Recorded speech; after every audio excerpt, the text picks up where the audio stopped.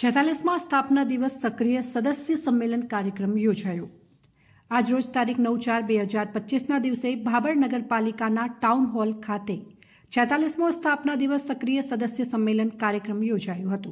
આ કાર્યક્રમને દીપ પ્રાગટ્ય કરીને ખુલ્લો મૂકવામાં આવ્યો હતો। આ કાર્યક્રમ દરમિયાન પધારેલ પૂર્વ સાંસદ દિનેશભાઈ અનાવાડિયા, વાવ ધારાસભ્ય સ્વરૂપજી ઠાકોર, ગુજરાત પ્રદેશ મંત્રી નૌકાબેન પ્રજાપતિ, પૂર્વ નગરપાલિકા પ્રમુખ હરિલાલ આચાર્ય, ભાભર શહેર પ્રમુખ પ્રવીણસિંહ રાઠોડ, ભાભર મહામંત્રી સહિત ભારતીય જનતા પાર્ટીના આગેવાનો, કાર્યકરો અને આજુબાજુમાંથી પધારેલ સરપંચો સહિત ખેડૂતો મોટી સંખ્યામાં અને લોકો હાજર રહ્યા હતા।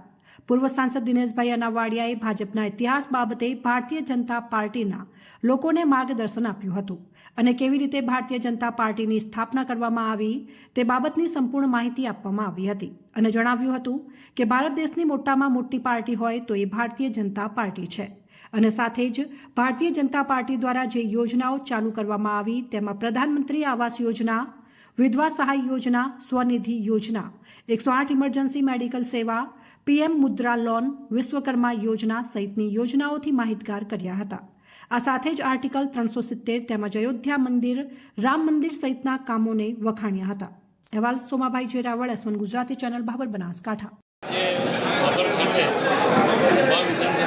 ભારતીય જનતા પાર્ટીના સ્થાપના દિવસ નિમિત્તેના સક્રિય સંમેલન અહીંયા ભાભર મુકામે આવવાનું થયું અને અમારી ભારતીય જનતા પાર્ટીની સ્થાપના 6 એપ્રિલ 1981ના થઈ અને એની પહેલાં જનસંઘની સ્થાપના 21 ઓક્ટોબર 1951માં થઈ હતી।